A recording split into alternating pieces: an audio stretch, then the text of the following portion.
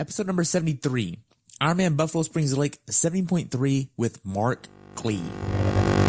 Welcome to the pursuit of the perfect race.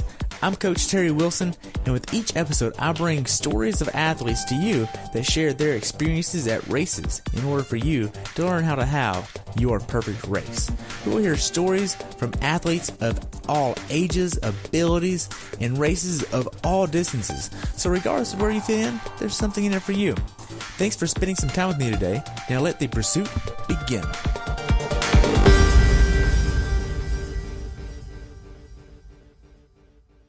Hello everyone, and welcome back to the pursuit of the perfect race. Today I have the pleasure of talking with my friend Mark Clee about his recent race at Ironman Buffalo Springs Lake 70.3 in Lubbock, Texas. This race took place on June 24th, 2018, and he had a very respectable time of 5 hours, 25 minutes, 10 seconds. Mark has been doing triathlons for 16 years now and has countless races under his belt. The temperature on race day was 78 and rose to a steamy 93 with a wetsuit legal swim because this is a spring-fed swim. Welcome to the show, Mark. I look forward to hearing about your experience at Ironman Buffalo Springs Lake 70.3. Sounds great. Happy to be here. Awesome. So what made you want to do this race? So I went to undergraduate school at Texas Tech in Lubbock, and so this was actually my first 70.3 distance that I ever did back in 2009. And so I'd always kind of wanted to do it again, but I was originally going to do IRONMAN this year, which is a couple weeks previous to when Buffalo Springs is, but then kind of got hurt, so I had to reschedule. And this one is only about 5 hours from where I am in DFW by driving there. So I was like, well, I'll just reschedule my training a little bit and go ahead and do this one for my kind of summer race. So that's how I picked this one. Okay. How was your training going into this race? Training was pretty good. I don't have kids or a wife or anything, so I don't really have that many other commitments other than work and training and doing some, fun stuff here and there. But I was thinking about that today, actually, because I've listened to your podcast and I knew you were going to ask me that. And there was only really one workout that I missed that I was kind of thinking, I was like, oh, maybe that played a little bit of a role. So I missed I think about 3 weeks out. So my coach is Harold Wilson, who I've been with since 2009. And then he had a milers workout. So 3 by 1 mile easy, 1 mile fast. So 3 fast mile repeats essentially with a mile recovery. 3 weeks out. And I can't remember exactly why I missed it, but I missed that. And then the only reason I say that was only the key one is I guess I felt maybe my legs didn't have quite the spring in them that they might have, kind of going in. And I don't know, that's the only kind of key workout that I missed. So, other than that, the training was pretty good. Like I said, my schedule got a little mixed up with kind of having to change a couple weeks out from IRONMAN and push it back. So then you're like, well, when do I take a recovery week? And, as far as the build up to the race before taper, I did Tulsa Tough 100-mile century ride 2 weeks before this, is just kind of like a training ride just to get the distance in. And, so that weekend I did the 100 miles on Saturday and then 70 on Sunday. And I did little short T runs afterward, 20 minutes both days. And so I was thinking that was the other thing, that with that being 2 weeks out, I didn't get like a long run that weekend or any sort of speed work that weekend. And so that might have been one of the reasons my run wasn't quite as good as normal. It was also about 9 million degrees. Now, I know Coach Harold Wilson, and man, he is such an influence of mine, and he just got his master's degree, just graduated earlier this year down at UT. I cannot say enough good things about Harold. Like I said, I met him. I was fortunate enough to meet him in 2009 through somebody else and kind of been hooked up with him. He has taught me so much about the sport. I mean, he's definitely my coach, but really more like a big brother to me than anything. So I think I'm probably biased, but I think he's the best in the business. So yeah, he has a master's degree and he has a undergrad at TW in kinesiology, where I'm going to get my degree in kinesiology. Like, it's just a great guy. With your training going into this race, what was the most hours you trained in 1 week? I think probably about 20. I feel I'm a relatively volume dependent person as far as I need a certain amount of volume that's probably a little higher than some to feel confident going into a race. So what was your longest swim, bike, and runs going into this race? I know you did the 100-mile bike ride. That was pretty much a zone 2 effort. That wasn't typical. My longest bike ride, I would say, that was like a really hard session. Harold had me do was probably about a month out, and that was like a 4-hour progressive ride. So easy zone 2, zone 3, then zone 4. And that one kicked my butt. Longest swim with a Masters team, LAC Masters here in Keller. And they can't say enough good things about him as a coach.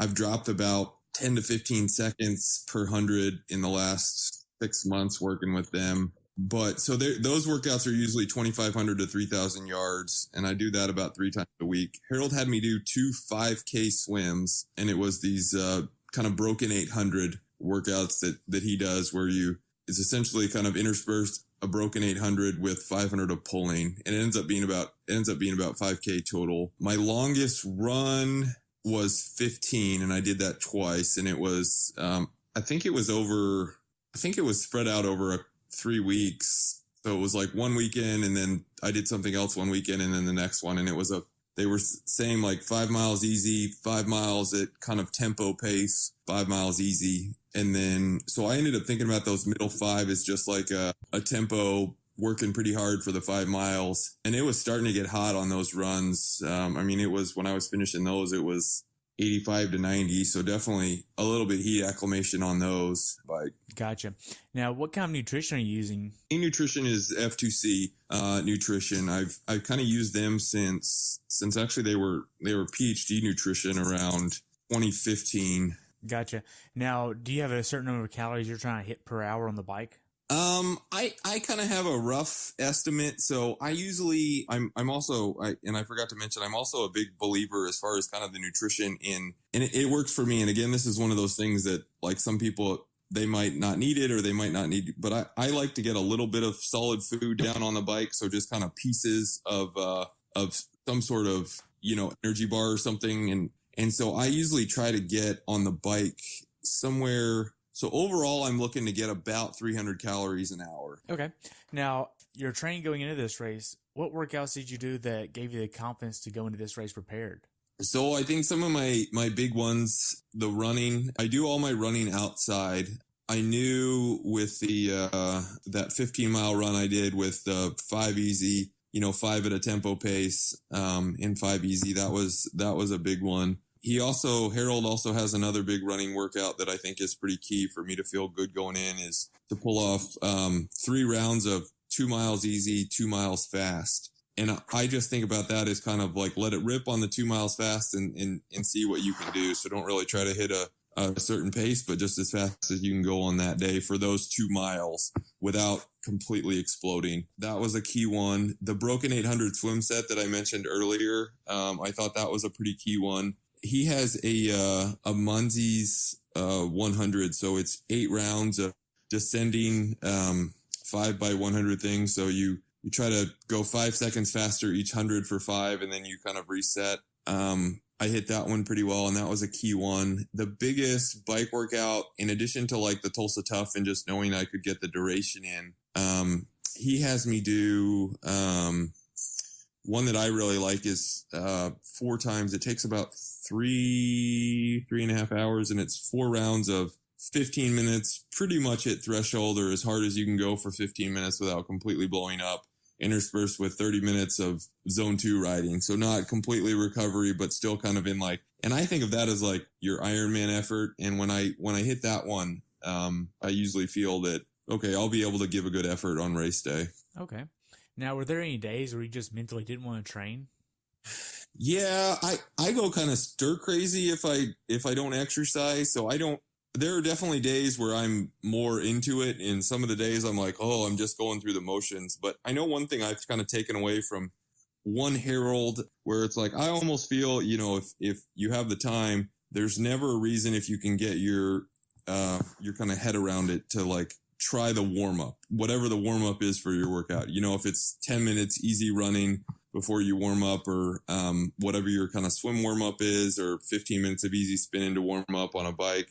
There's almost never a reason to try and get yourself try that. And then if you still feel terrible after the warm up, that's, I think, when you call it a day. And I mean, that happens to me once a month or so. And then, once every 3 months or so, I'll have one of those days. I think everyone does, where you just get to the pool and you're like, nope, no, I don't feel like swimming today. I'm not getting in. I don't feel like getting wet, getting, a little cold when you hit the water. And I think that's when you're just listening to your body, and it's like, I just can't mentally wrap my head around doing this. Not very often, but every 3 months. And I try to kind of take into account when I'm making that decision to call the workout completely off, is like, how big is my training load? At this point, am I at the end of a 3-week kind of big build? And if that's the case, it's like, well, maybe I can get my head around it and just getting it in. Harold, I mean, he's not going to yell at me, if I don't hit the times I'm supposed to do, or, and he will know that I'm carrying some fatigue into this workout. So I can just see what I can do. And if I don't hit my normal times, I don't hit my normal times. And it's like, well, I was tired. I didn't sleep well. I didn't eat enough, so I just kind of look at everything. If I can get myself to do the workout as a learning experience, like, this is where I was on this day at this time. Okay. Now, when you're not training, what are you doing? So I'm a pediatrician, and I work at kind of urgent care. So, in the afternoon. So basically a pediatrician, that you can come see at urgent care with a sick kid, when your pediatrician is closed, is when our hours, kind of are. So it works well for me. One, I love kids. I love taking care of kids. I don't really want any kids of my own. I have 3 super cute nieces. One is 16, one's 2.5, and then one is just about to turn 1 year old. So I love kids. I just don't want any of my own. But I get to see a lot of them as a pediatrician, from that standpoint. Okay. So how big of an issue is balancing life and work and training?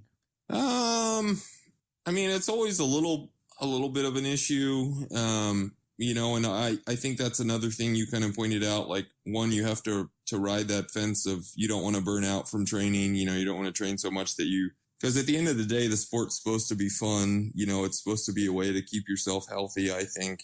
But if you're like, man, this has become my job, or this is just a chore, then you need to kind of find a different avenue. And like I said, I don't have, I'm not married. I'm not in a relationship. I don't have kids of my own. So I don't have a ton of other commitments. So I definitely don't have some of the balance issues that other people have. I know in residency, there was definitely a little bit more of a juggling act, and getting up at 3 a.m. or 3:30 to get a workout in. And it definitely gets harder then. So my hat's off to the people that can do that forever. But, so that, I mean, that right now at this stage in my life, it's not too hard, but it is something to always consider. Like, where are you walking that line between, oh, I'm, burning the candle too much at both ends, or I'm fine. Okay. Now, with your mindset going into this race, were you wanting to set a PR? Were you wanting to just race and have fun? Were you wanting to be out on the course as long as you could? What was your mindset? I don't think I was thinking kind of time PR, because this race tends to be hot. It was actually super hot. I mean, I wanted to have a good effort. My training had been pretty good going into it. I always, the biggest thing I look at, as far as, I'm not super results oriented. I just I like to do well, and I like to be able to say, like, to myself, like, I gave a good effort and I executed the race well. And so I've come to look at kind of where you fall in the age group to be able to compare one race to another. My mindset going in was to have like a really good place and a good effort, not a time PR.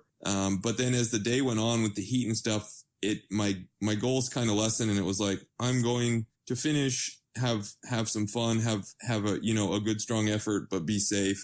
Okay. Now, It sounds like you came into the race, correct me if I'm wrong, but I just want to make sure I have this right. You came into the race with expectations, say here, of X. And then on race day, you absorbed the conditions, and with your experience and knowledge of the sport, and knowing your body, you knew to give yourself a little bit of grace and to understand, okay, look, that expectation X isn't really going to happen today. So let's just lower our expectations a little bit and absorb what's giving us this day and do the best we can with this day. Is that right? Yeah, I think that's exactly correct. The only thing I would point out is that it wasn't all like that plan of mine that did happen wasn't all my own knowledge. Harold had kind of mentioned something as we were figuring out like what my target was going to be to knock it back if it was super hot. I was fortunate enough to have 6 teammates with us in Lubbock, and Jonathan Fedek. If you're listening to this and I said your last name incorrectly, I apologize. He is a brilliant oncologist that lives in Kentucky and is also super fast in racing Kona this year. And I asked him like how he was going to change his bike, and he was like, I'll probably knock it back about 10 watts. And so like I had little nuggets from multiple people that were kind of telling me like, if it's super hot, you've just got to knock back kind of your effort and your expectations. And so it was still kind of, my change was keep the effort about the same or back a little left. The pace is going to be slower, and that's okay. You know, like I wanted to finish. I wanted to feel like I was still riding at the end. You know, I didn't want the run to be a death march. So, and I think that's key because there's a little bit in my mindset of live to fight another day. You know, it was like, I just wasn't going to my body wasn't going to let me just completely empty the tank and still finish well. So, and I think that's, you know, you can't really go wrong either way you do it. So if you're able to kind of absorb the condition, I'm just going to dial back my expectations. That's what I wanted to do because I wanted to get to the run, and, you know, I wanted to finish and make sure that I didn't feel guilty about eating 9 million bags of Cheetos later in the day, you know, if I was able to finish the whole race. And wow. So whenever you started your way to Lubbock, when did you leave the Dallas area? So, my parents have a lake house at Possum Kingdom Lake, which is about 2 hours from Dallas Fort Worth. And then it's about halfway, a little less than halfway, between the Dallas and, Lubbock. And so we went there. My mom went with me as a Sherpa. And so we went there, I picked her up, and we went there on Thursday night and then drove into Lubbock, kind of left. I did a short bike and run on Friday morning. And then we drove into Lubbock, you know, around lunchtime or in the afternoon, to get into the hotel. Okay. So whenever you got to the race venue, how was Ironman Village here? So this is kind of a funny story. I mean, this is a little bit unique. So Lubbock, I went to college at Lubbock. There's almost nothing to do in Lubbock other than to be a college student, drink, go to football games. But obviously that can't happen in the summer. So it's not the most exciting place in the world. The race venue itself is actually like 20 minutes outside of Lubbock. So the expo was at a new place this year, but has never been like at the race site like it might be at most of them. This is a smaller race. It's a great race. It's still, and I don't completely understand like the ins and outs of the who owns it and who runs it, but it's more independently owned and operated. So it's an Ironman race, but it's not, Ironman doesn't quite run it. So it does have a little bit smaller feel, like, and there's just fewer athletes. So it's not like you have to get to pick up super early. You know, the expo usually has so many different like t-shirts and, you know, mugs and things like that to buy. This one had a much smaller selection of things. The host hotel is actually a bit of a funny story because I knew I might move to this race in May. And so I was like, okay, well, I'm going to book it at the host hotel. So this was like beginning of May, about 6 or 7 weeks before. And the hotel I ended up staying in, which was the Clarion, is at that time was supposed to be the host hotel. Packet Pickup was supposed to be there. Well, at some point in the 6 weeks leading up to the race, that hotel went bankrupt. What? And so they moved. Yeah. So Ironman moved the expo, which is great, to the basketball arena on the Texas Tech campus. And they moved the host hotel. My other teammates, 2 of them that were there, John Kolb and John Hall, they got an email because they were supposed to stay at the Clarion as well. And I probably got it and just missed it, where they were like, hey, the expo is no longer here. You might want to move to our new hotel. But I never saw that. And my reservation I checked like 2 weeks out by the time I realized this was still good. So I was like, I'm just going to stay there. So it was under new management. It was it wasn't the nicest place. If anyone does this race in the future, I probably would not stay there. Their breakfast buffet was delicious, but our room was not air conditioned very well, and so that wasn't the ideal thing. But the expo itself was great. I had for anyone that's listening to this that did the Florida one, I always have some sort of registration problem. And it happened again. Like I didn't have my current USAT card. So then they had to like look me up. They had my swim cap wrong in the thing, for the wrong wave. Yeah. I don't know. I'm terrible at filling out forms, it seems. So. Wow. Okay. Now, whenever you got to Lubbock and you got all checked in, I know you bring your bike the morning of the race, so Yep. you didn't have to worry about checking it the day before. And that's kind of odd for a 70.3, putting that out there. Now, did you have a certain meal that you wanted to get the night before the race to prepare you for the race, or are you really worried about that? I don't have a particular meal, like any certain thing that I have to eat.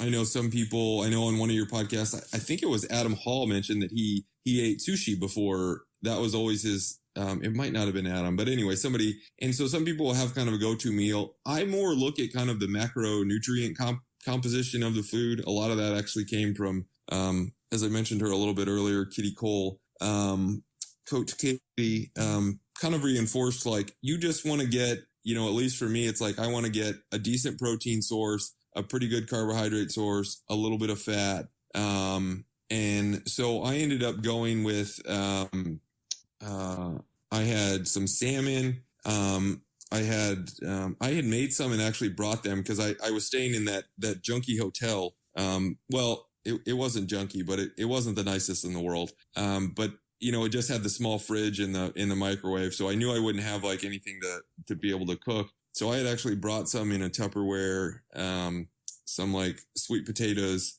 and baked potatoes.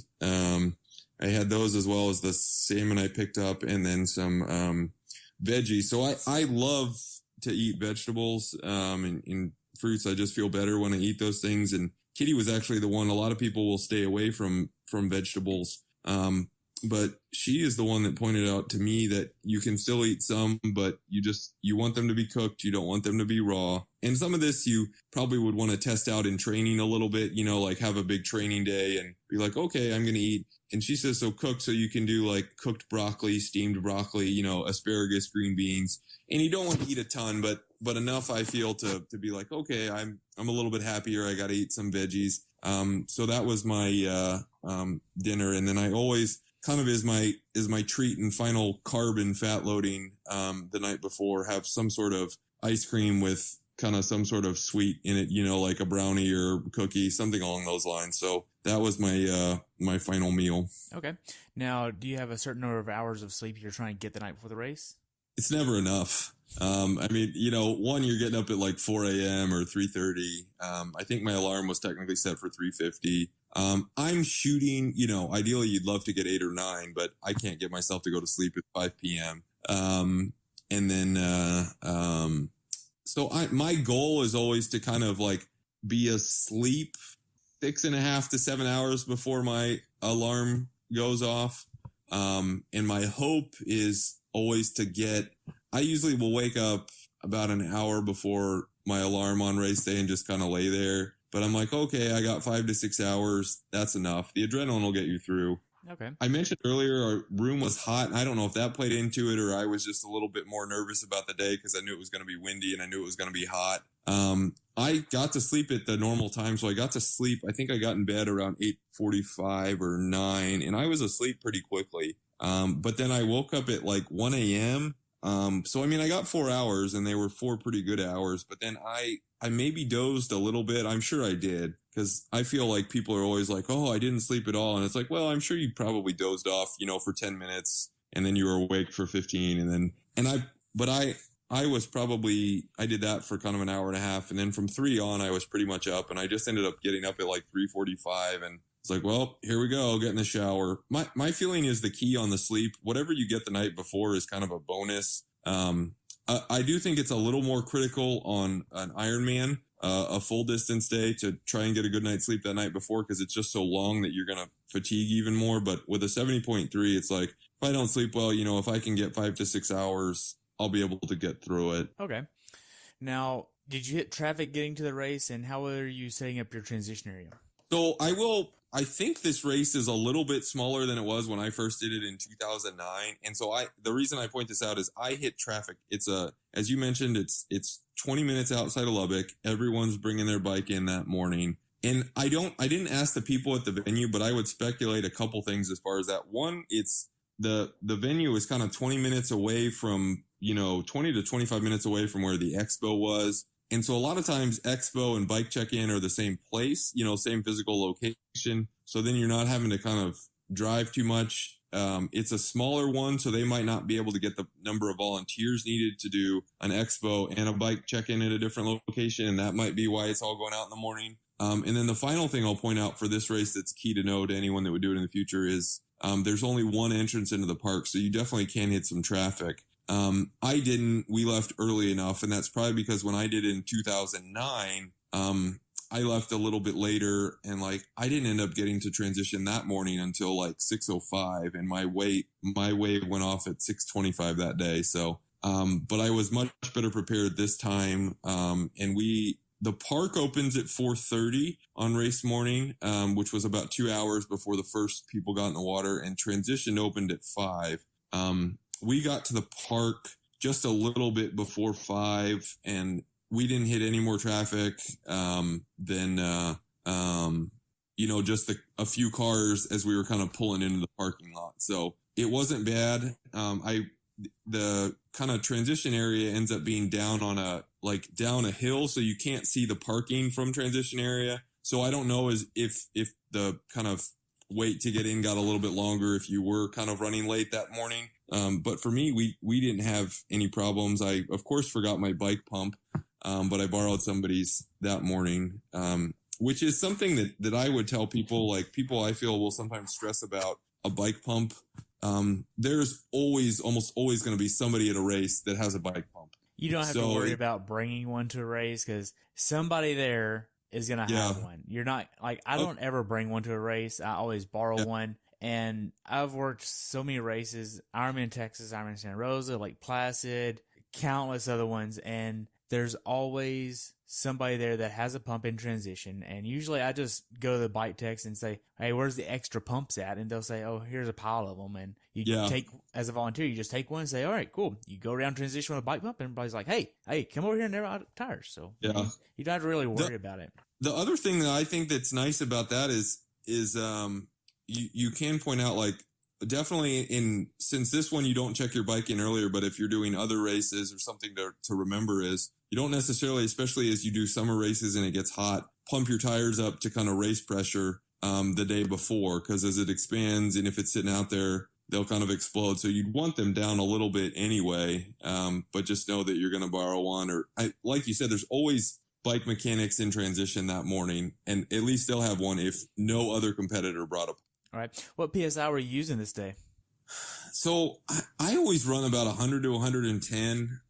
This is one thing that my knowledge is a little bit limited as far as I don't know ideally what you're supposed to do. I think that number has come down a little bit. I use clinchers. So I have tubes. So I always try to run it at 100 to 110. I also mentioned, and this is one thing that probably bites me in the butt a little bit, I do most of my training on a trainer, a Wahoo kicker. So I don't have a whole ton of experience as far as kind of doing rides at different PSIs and things like that and being like, oh, I ride better at 115 versus 100. So I always just kind of pick right around 100 to 110. And I'm like, that feels good for today. Okay. Now, what bike are you using? What's your setup look like? I got a Quintana Roo PR6. They were a sponsor a couple years ago, and we were able to get a pretty good deal. And I know it's a good bike. It's probably, I was talking to somebody about this the other day, more bike than I need for my ability level, but I love it. I feel like it descends pretty quickly. It does well on the flats. I did have a funny story about that. So I also have some Reynolds wheels. Yeah. And I think I so I have a P3, which is kind of my trainer bike, an older one, a Cervelo, and I think that had, Terry, I don't know any of the terms, but the back cassette was, I don't know if it's 10 speed or 10 rings, on my Cervelo, I believe. And so my Reynolds wheels came with a 10 speed cassette, but then the QR is an 11. And so I took it, and so I've had this for a couple of years, this PR6 now, and I've had these race wheels, and I took it to the bike shop, and before the race to get the tune up, and I was like, yeah, it's not indexing that well, so like I'll click to change a gear on the handles. I just have Ultegra shifting, and it nothing will happen. And they're like, well, that's because you've got it's designed to be 11, and you've got a 10 ring cassette. And I was like, oh, well, let's change that to an 11. So I ran an 11:28 for this this race. Okay. And with the hills on that, there's some pretty decent climbs that aren't super long, but they can still hit, I think, 7 and 8%. And they might be a quarter mile, maybe a half mile is the longest. You're not going to be doing 8% even for half a mile. The longest at that steepness is probably 200 to 400 meters. But it was nice having the 11:28 on there. Okay. Now, so you get everything done with your bike, you're getting your nutrition up there, you're getting your PSI up there loaded. This is a single transition race, so you got everything laid out the way you want. You put your wetsuit on, head down to the water, you get ready to get in the water. How does the swim go for you?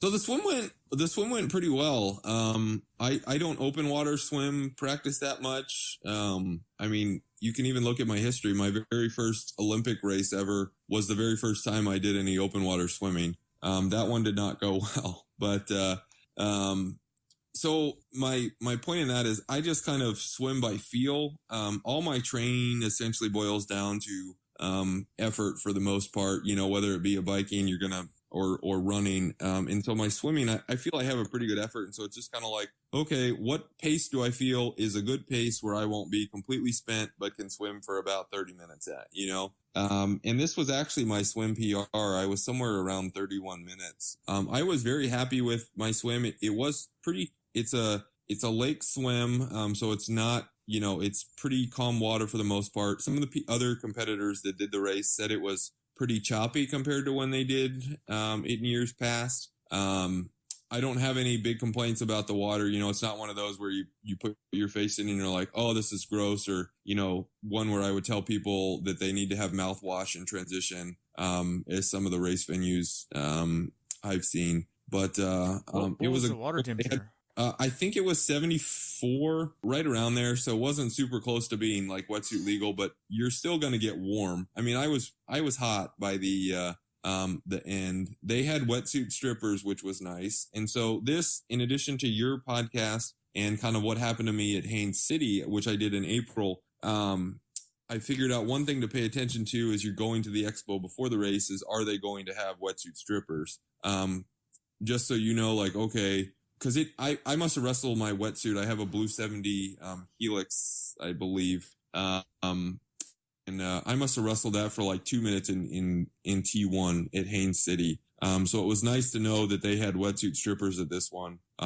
So my transition time was much quicker at this race than Haines City. Okay. So you get done with the swim, you get your wetsuit off, and you get to the bike. How does the first few miles of the bike go for you?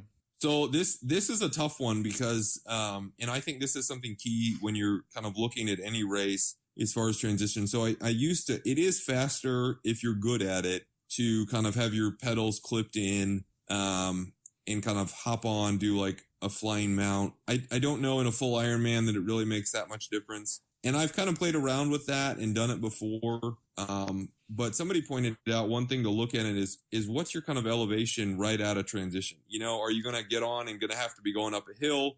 Are you going to be descending? And that's where the issue is, will I be clipped in and ready to go? And for me, it always needed to be a flat stretch to get clipped in wall, or, if I had my shoes already on my bike, to get my feet Velcroed in. And coming out of transition here, you have a nice big hill right there looking you in the face. Yeah, it's like 100. So you kind of get, mounted after the start line. Ooh, that sounds bad. You might want to edit that when I just said it. But anyway, so I mean, you have like 100 yards, and then you're going up a pretty steep hill.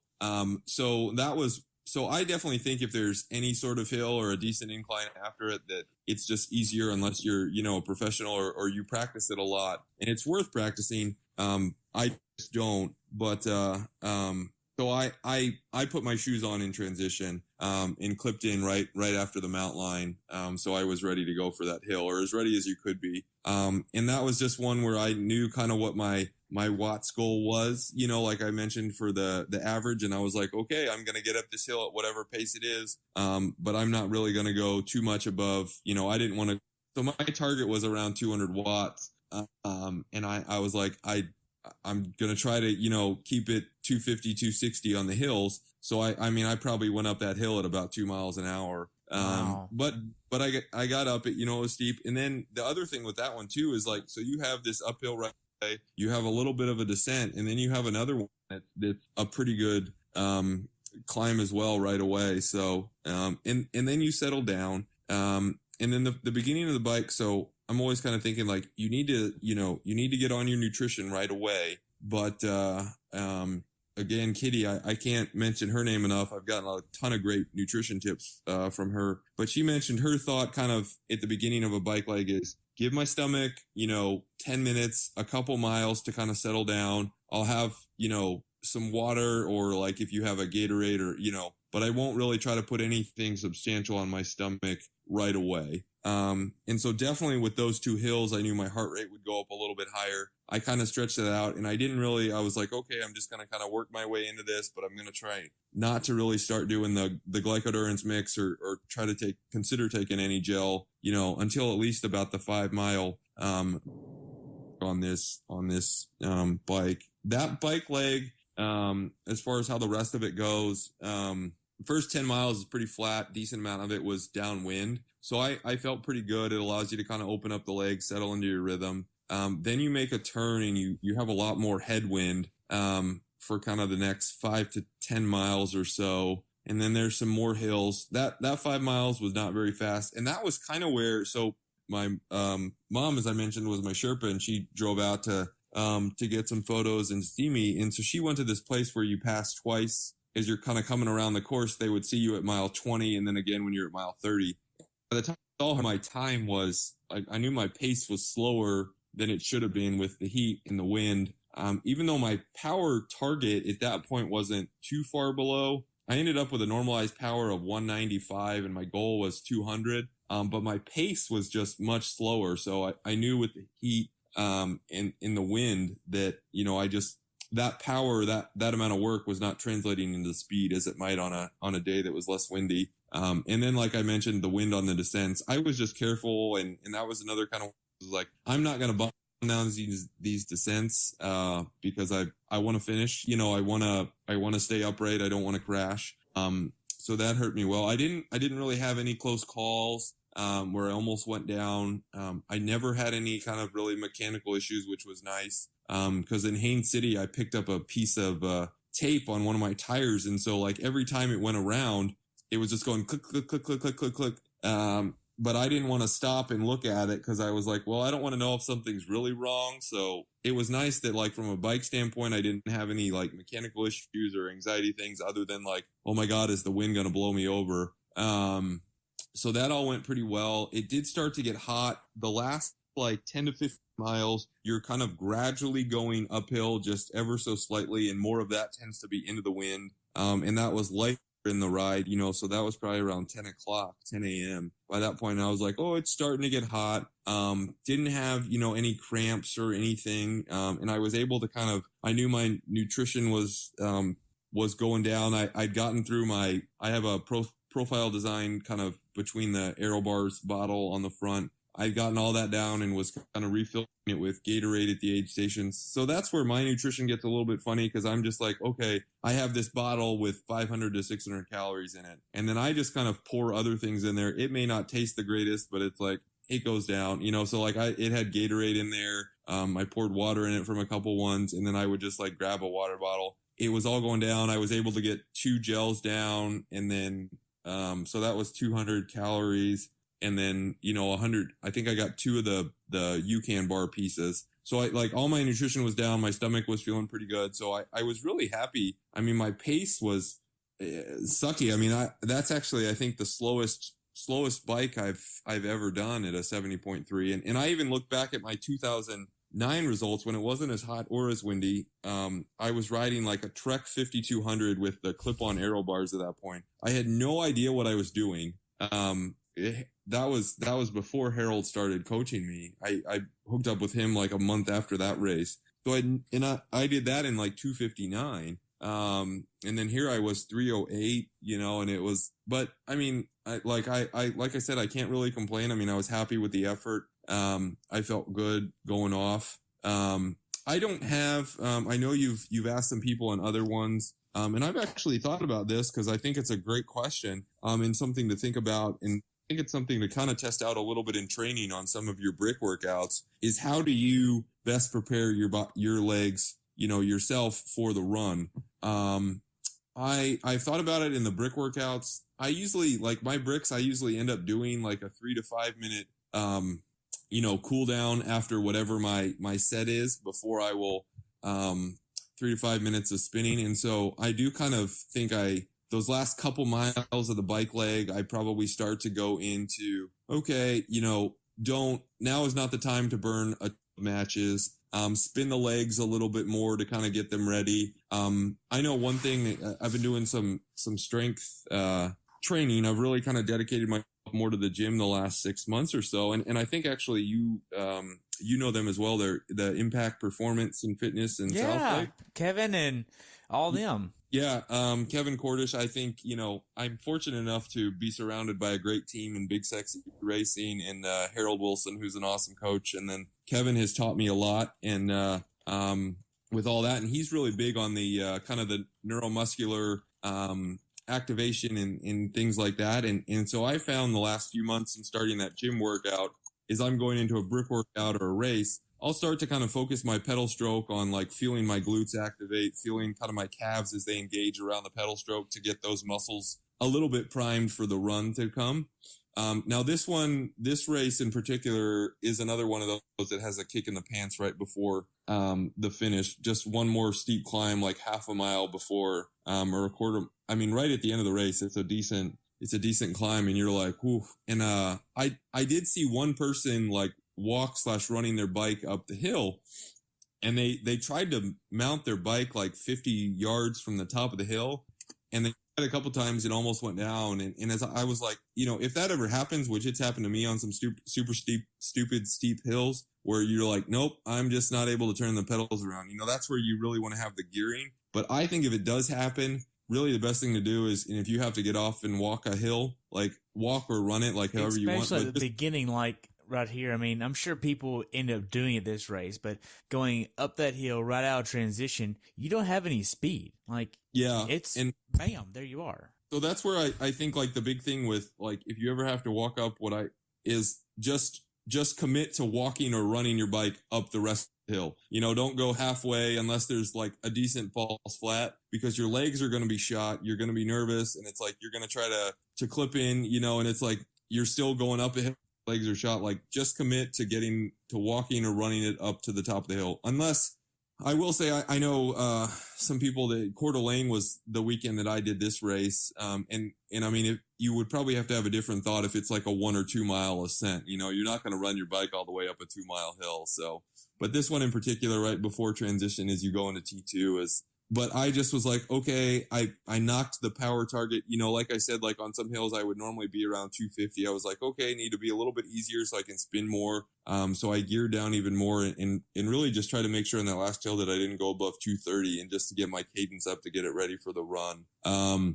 There weren't a lot of people, which is nice. Sometimes, you'll get into transition in packs and things like that. And it's just kind of scary as you're like, everyone's getting off their bike and, who's going to go which way, who's going to try to do like a flying dismount and keep going, who's going to like completely stop. That's me. I'm one of those people that comes to a complete stop and slowly gets off, because the last time I tried a flying dismount, I wrecked. then I just got into transition and started to get ready for the run. Okay, so you get out on the bike, or you get from the bike ride. How did the first few miles of the run go? I know it's really hot by this point in the day. Yeah, it was definitely hot, and so here again, I can't say enough good things about kind of being on the big sexy racy team in the community of experience and the wealth of knowledge that all those people, I mean, Harold said something similar. Jonathan there said something to me where you just kind of a little bit more with that heat have to let the race come to you and whatever your pace is on that day.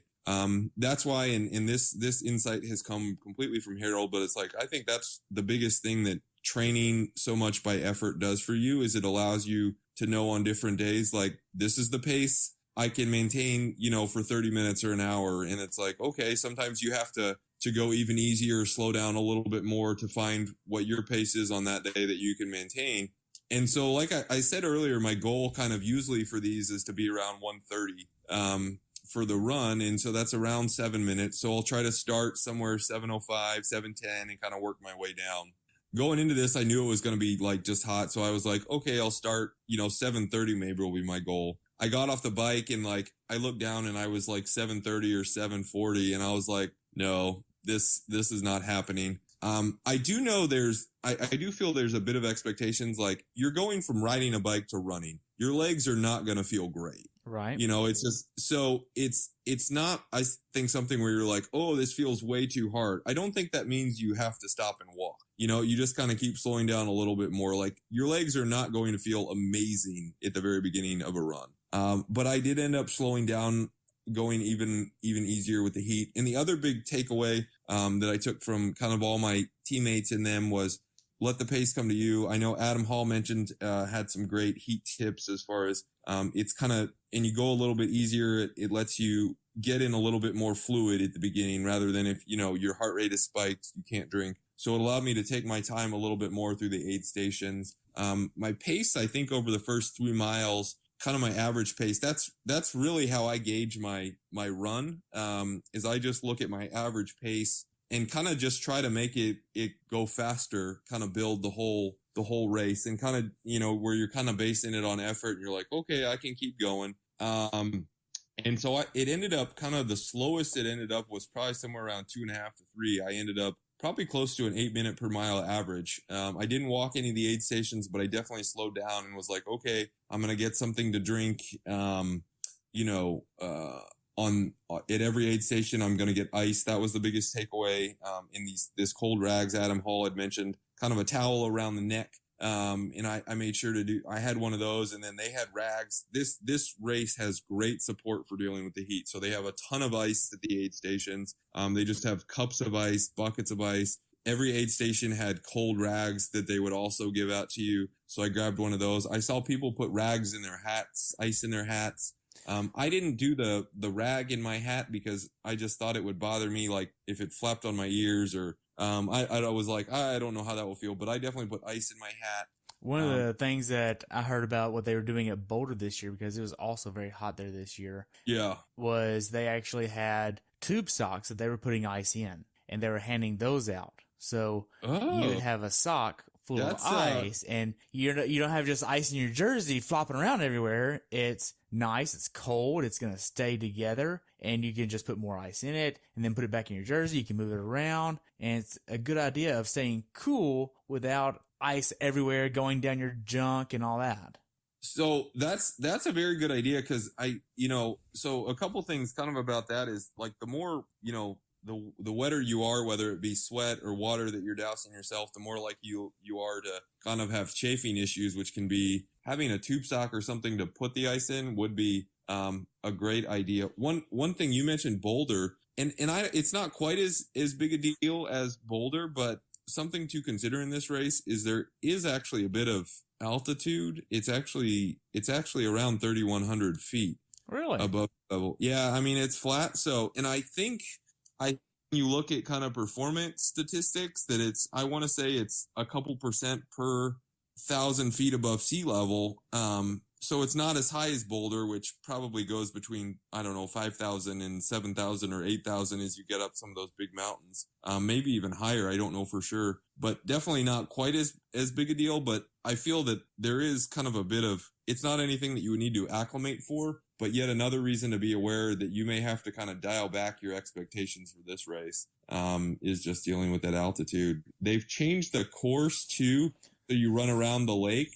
So there is a fair amount of shade, and they say that, and you're always kind of like, oh, well, does shade mean that there's going to be like one tree every 2 miles or something? But it's a fair amount. Like it's enough to notice a difference that the run is shady. The volunteers were great. There is one big hill that you go up around mile 3, in mile 10. So I ended up using that as kind of a way to break up my pacing strategy. I like to break it into kind of thirds. Do, an effort for about the first 5K, settle in, then do kind of pick up the effort a little bit and hold that for a 10K or, roughly. And then somewhere around to go, is when I just try to kind of, I'm like, okay, I can just empty the tank now. As many matches as I have left, whatever that is, whether that's 8-minute miles on this day, whether that's 6:30 on this day, if you're downhill, downwind and it's teens, whatever it is, I can empty the tank because I just have to finish. So I kind of settled into that pace at the beginning. I tried to, and I got through the hill the first time, and it's about a quarter mile long, and it's, I think, 7 or 8%. Right. So I just kind of got through that, collected myself at the top a little bit, just as far as like, okay, I'm okay. I didn't walk the hill, which I was happy about because there was a lot of people walking. Did you have any cramping or GI issues on the run? And I think that's the biggest thing to set you up for a good run is you're on the bike. You just got to make sure you get it in. It's even more critical on a hot day where, your body is going to be sending blood to your skin and your muscles even more. So your intestines are going to get even less than they typically would. So a little bit more prone with heat to have some GI distress. You're always going to have a few moments of uncomfortableness, but I didn't have cramping. And thinks that any cramping is, I don't know why it was, but my right leg, it didn't feel like a cramp or a spasm, but just felt a little bit more tired than the left leg as I was running a few times. And so I kind of did actually think, I was like, oh, is this a cramp? And so whenever I felt that, I just made sure to take some more salt. So I, as much, I use base salt.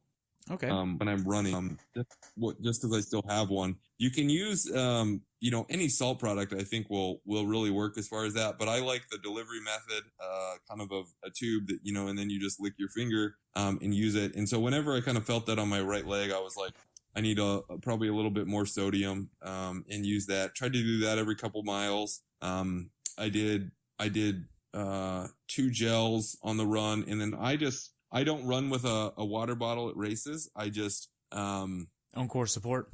I just use on-course support. So, and I will use pretty much, I'm cognizant of the fact that I need to get some sort of sugar and some sort of sodium. So that's why I have like the base salt or, something like that. And then I will just kind of grab anything as I'm going through transition. Now with the heat on this race, I did slow down just a little bit more, like I kind of looked at my file from the race, and I was probably closer to, I'd slow down to like 8:15 to 8:30 pace as I kind of eased my way through the 8 stations, made sure I got cups from everybody, whether it be water or Gatorade or Coke. Coke is my favorite, and I start at the very beginning of a run. Some people are like, I like to feel good, halfway through. It's like, I'd like to feel good at the very beginning. They didn't have any Red Bull at this one. They had Red Bull. I've noticed some of the races are starting to basically wean themselves off of Red Bull. I'm not sure if they're losing the Red Bull sponsor or what, but man. So my thought was actually that this is a smaller race, more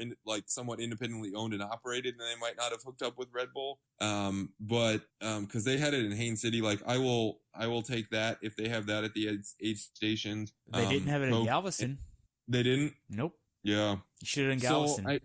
So it's that would probably be another thing to, and I think they mentioned that on their site, what they would have. But I see, like Haines City had Red Bull, and I don't remember if they mentioned that they would have it or not. So I don't know if it's necessarily something you can find out before. But I always do the Coke. And then my only complaint with the aid stations, the volunteers were great. Like I said, they had ice, they had rags. I mean, this venue prepares for the heat because it can be hot in June in Lubbock. Okay. It's always going to be hot. Okay. But I did feel that there were a couple aid stations, and I really think it's just one or two. It's a 2-lap course where really all they had, and I don't know if it was just at the moment that I walked through, and because like if I had stopped to walk, I think I could have gotten a Gatorade, but I ended up just getting water at one or two of them. And then it was just something that I was cognizant of. It was like, okay, I wasn't thirsty. I wasn't dehydrated or anything, but I was like, okay, I need to make sure I get some sodium, whether it be, I take base salt, or as I go to the next aid station, I need to get some, Gatorade. And so then I just did a little bit more calling out like Gatorade, because a lot of times I just run through and I'm like, I don't care, whatever's wet, hopefully some Coke, if they have it. But okay.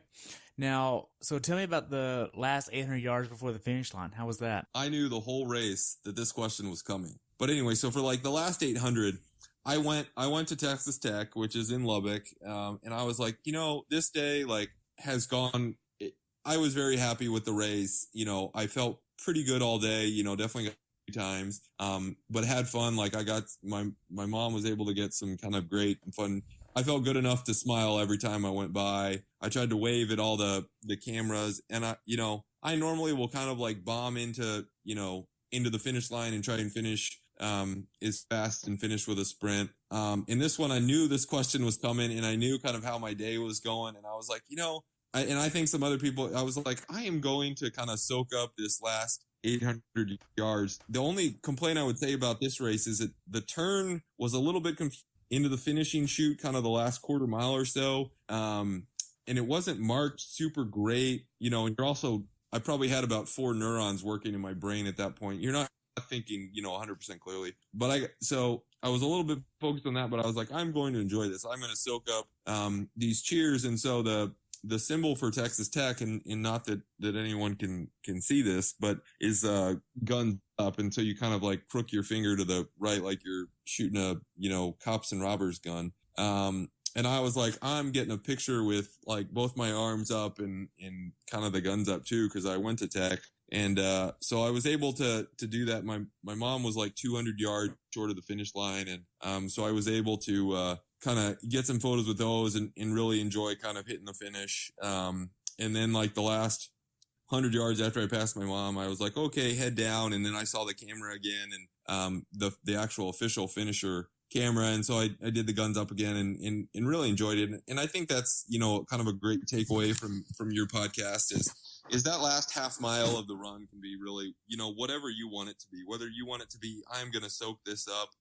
I would encourage anyone that's listening to this that whether it be their first 70.3 or their first full Ironman, this obviously, if they were to do this race, would be a 70.3, is to soak up that finishing chute. The first, you will have time in the future to hit your PRs. It's your first race. It will be your PR no matter.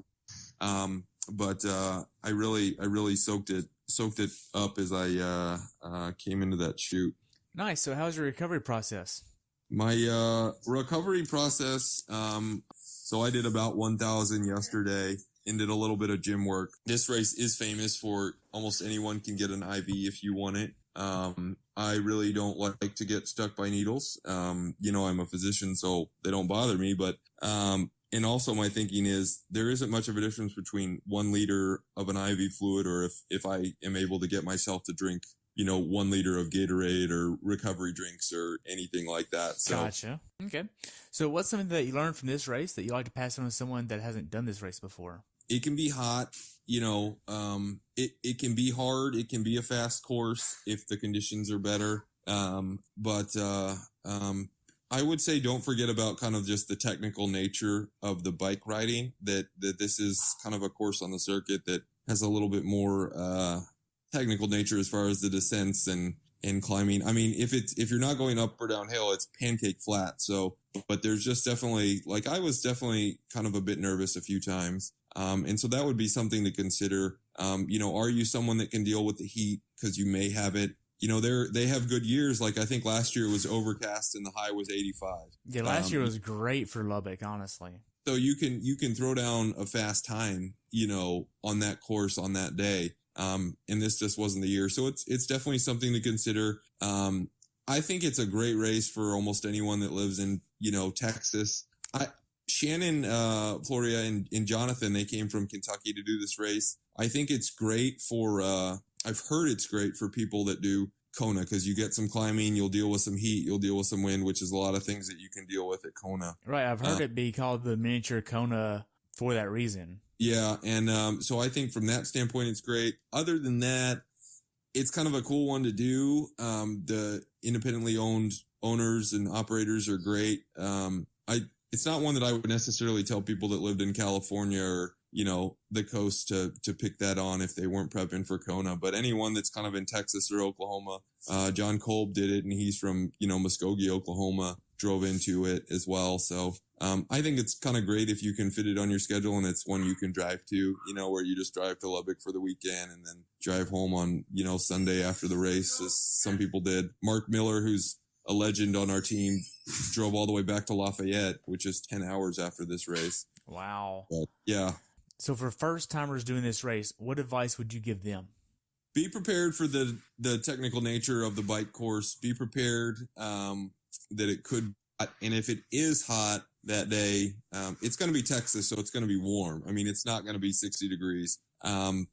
Just really be on top of your nutrition and making sure, you stay hydrated.